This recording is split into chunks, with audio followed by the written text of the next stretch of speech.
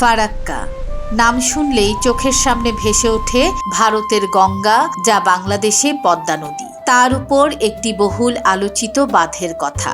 হ্যাঁ, ভারতের পশ্চিমবঙ্গে ফারাক্কা নামক স্থানে গঙ্গা নদীর উপর যে বাঁধ দেয়া হয়েছে প্রায় ৫৫ বছর আগে, সেই বাঁধটাকেই আমরা ফারাক্কা বলে জানি। ফারাক্কা বাঁধ যে শুধু বাংলাদেশের জন্য মরণ ফাঁদ হয়ে দাঁড়িয়েছে তাই নয়, একই সঙ্গে ভারতের মালদহ মুর্শিদাবাদের নদী ভাঙনের প্রবণতা বেড়েছে জ্যামিতিক হারে। চাঁপাইনবাবগঞ্জের শিবগঞ্জ থানার বাংলাদেশ ভারতের সীমান্ত থেকে ফারাক্কা বাঁধের দূরত্ব মাত্র ১৭ কিলোমিটার। ভারতের গঙ্গা নদী বাংলাদেশের যে সীমান্ত দিয়ে প্রবেশ করে পদ্মা হয়েছে, আমি আজকে যাচ্ছি সেই জায়গায়। আপনাদের দেখাবো ফারাক্কা বাঁধের প্রভাবে বাংলাদেশের শেষ গ্রামের বাস্তব অবস্থা কেমন, এবং জানাবো ৫৫ বছর আগে নির্মিত ফারাক্কা বাঁধ কি ভারত এখন ভেঙে ফেলবে? কারণ এই বাঁধের কারণেই শুধু বাংলাদেশ নয়, পশ্চিমবঙ্গ ভয়াবহ ক্ষতিগ্রস্ত। আসসালামু আলাইকুম, আমি সোমা আফরোজা আপনাদের স্বাগত জানাচ্ছি আমার আরেকটি নতুন ভিডিওতে। আমি এখন আছি রাজশাহীর চাঁপাইনবাবগঞ্জ জেলার পদ্মার পাড়ে।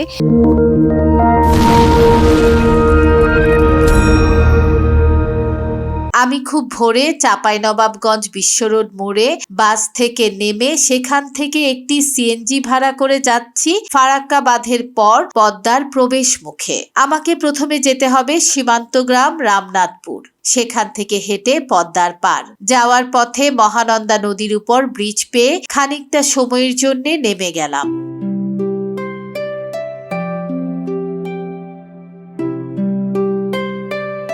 ভোর ৬টা বাজে, দাঁড়িয়ে আছি মহানন্দা নদীর ব্রিজের উপর। আজ আমি যাচ্ছি একদম ভারতের ফারাক্কা বাঁধের কাছাকাছি। এই মহানন্দা নদী দেখে এসেছি ভারতের শিলিগুড়িতেও, আবার পঞ্চগড়েও বয়ে গেছে এই নদী।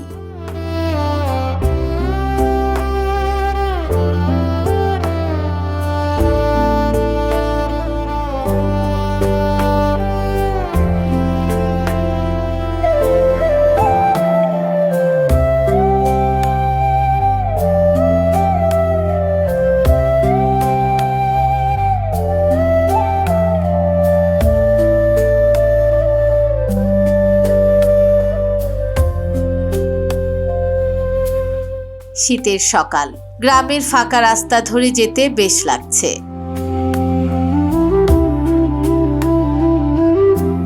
চাঁপাইনবাবগঞ্জ বিশ্ব রোড মোড় থেকে রামনাথপুর গ্রামের দূরত্ব প্রায় ৪৫ কিলোমিটার। ড্রাইভার ভাই বলল যেতে ১.৫ ঘন্টার মতো সময় লাগবে।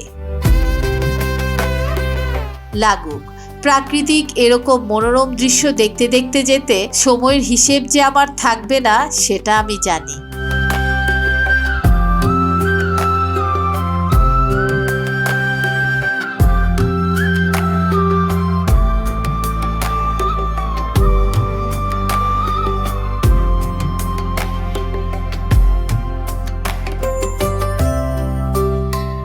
আর এখন তার থেকেও বড় কথা হলো, ফারাক্কা বাঁধের পর বাংলাদেশের কাছের গ্রামটা দেখার যে ব্যাকুলতা, তা এই সামান্য দূরত্ব আর কষ্ট আমাকে ক্লান্ত করতে পারবে না।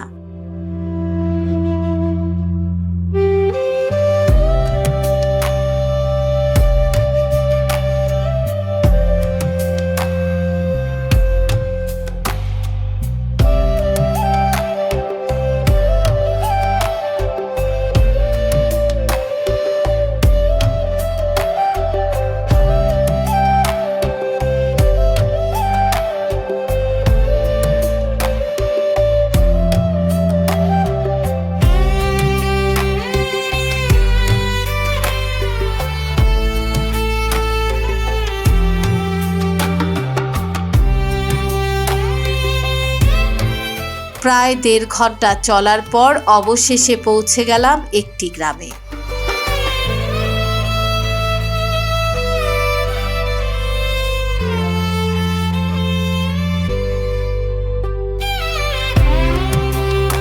এখানে এসে জানলাম এই গ্রামের নাম হঠাৎপাড়া। এখানে সিএনজি রেখে চললাম হাঁটা পথে পদ্মার পার।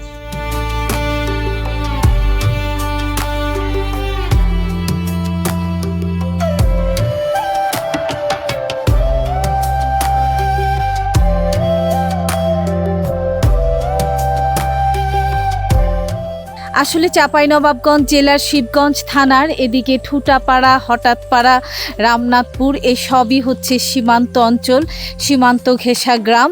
এই গ্রামগুলোর উপর রয়েছে ভারতের ফারাক্কা বাঁধের সরাসরি প্রভাব, কারণ এখান থেকে প্রায় 18-20 কিলোমিটার দূরেই ভারতের ফারাক্কা বাঁধ। সামনে একটু হেঁটে যাব, সেখানে গেলেই আপনাদেরকে দেখাবো পদ্মা নদী। ভারতের মুর্শিদাবাদ এবং মালদহ জেলার গঙ্গা নদীর উপর ফারাক্কায় স্থাপিত হয়েছে ফারাক্কা বাঁধ।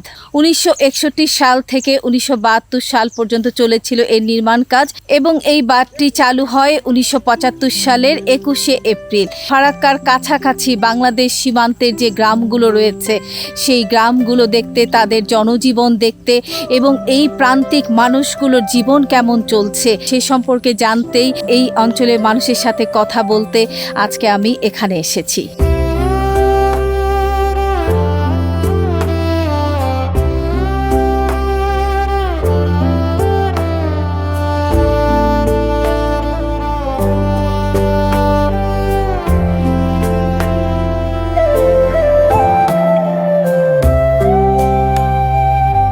বাংলাদেশের শেষ গ্রাম হঠাৎপাড়া ছেড়ে এসেছি অনেকক্ষণ। পদ্মা নদীর দেখা পাওয়ার জন্য হাঁটছি, মাইলের পর মাইল ফসলের ক্ষেত পার হয়ে যাচ্ছি, কিন্তু বিশ্বাস করুন একটুও ক্লান্তি লাগছে না।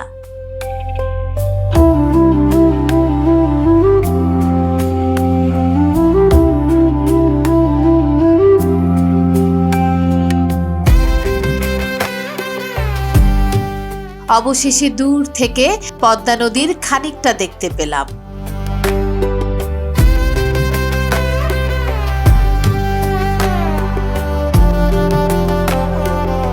বিশাল কলাবাগান, বড়ই বাগানের মাঝ দিয়ে খোলা মাঠের ভেতর দিয়ে যাচ্ছি।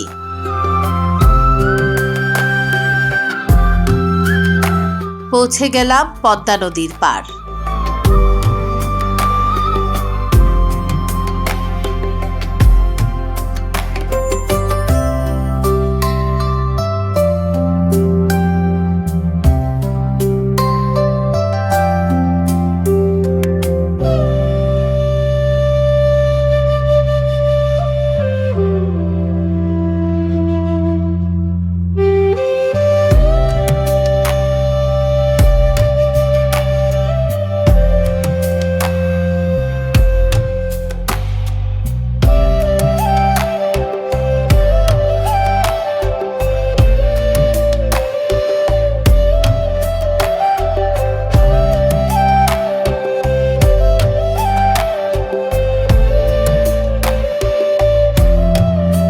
এটাই ভারত বাংলাদেশের নদী সীমান্ত। নদীতে কোনো সীমান্ত পিলার নেই বা সীমানা ভাগ করার কাঁটাতারও নেই, আছে শুধু বহমান জলরাশি।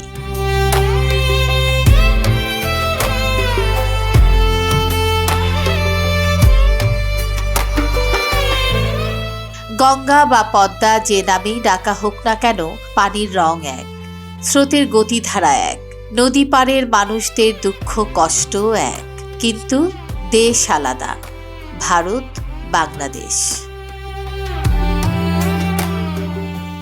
নদীর স্রোত দেখে মনে হয় এটা যেন শান্ত একটা জায়গা, কিন্তু এই শান্ত নদী তৈরি করেছে অনেকগুলো অশান্ত গল্প, বিশেষ করে বাংলাদেশ সীমান্তের শেষ গ্রামগুলোর মানুষের জীবনে। ফারাক্কা বাঁধ তৈরি হয়েছিল অনেক আগেই, 1970-এর দশকে। উদ্দেশ্য ছিল কলকাতার হুগলি নদীতে যেন পানি থাকে, জাহাজ চলাচল করতে পারে। এই পুরো প্ল্যানটি ছিল ব্রিটিশদের। 1970 সালে ফারাক্কা বাঁধ নির্মাণ কাজ শেষ হলেও এর পুরোপুরি উদ্বোধন বা কার্যক্রম শুরু হয় 1975-এ। কিন্তু বছর গড়ানোর সাথে সাথেই এই বাঁধের প্রভাব গিয়ে পড়েছে আমাদের দেশেও, অর্থাৎ বাংলাদেশে। বাংলাদেশের দিকে পানি কমে যাচ্ছে, শুকিয়ে যাচ্ছে পদ্মার অনেক অংশ। গ্রাম, কৃষি, মাছ সবকিছুই যেন ধীরে ধীরে শুকিয়ে যাচ্ছে এই নদীর মতোই। স্থানীয়দের সাথে কথা বলে এসব কথার সত্যতা পেলাম, আর নিজের চোখে তো দেখছি। কিন্তু শুধু কি বাংলাদেশ ক্ষতিগ্রস্ত হচ্ছে? না, ভারতের মুর্শিদাবাদ, মালদহের গঙ্গা নদীর পাড়ের গ্রামগুলো আমাদের মতোই ক্ষতিগ্রস্ত। স্থানীয় এক চাচা আমাকে বললেন, মাগো, আমরা তো নদীর মানুষ, নদী না থাকলে আমরা কি নিয়ে বাঁচবো?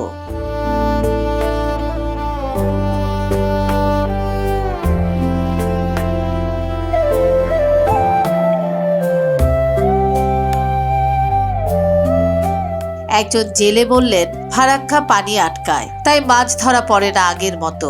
এখন নদী আর নদী নেই, নালা হয়ে গেছে।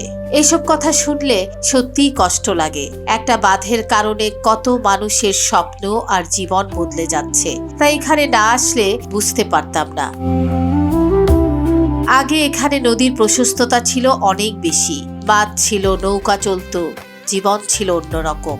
কিন্তু এখন শুষ্ক মৌসুমে নদী প্রায় হাঁটু পানি, অনেক জায়গায় আবার পুরোটাই শুকনো। কৃষকরা বলছেন, নদী থেকে সেচের পানি না পাওয়ায় জমি চাষ করা কঠিন হচ্ছে। মাছও কমে গেছে আগের তুলনায় অনেক। একটা সময় নদী তাদের জীবন দিয়েছে, এখন সেই নদী যেন ধীরে ধীরে জীবন কেড়ে নিচ্ছে।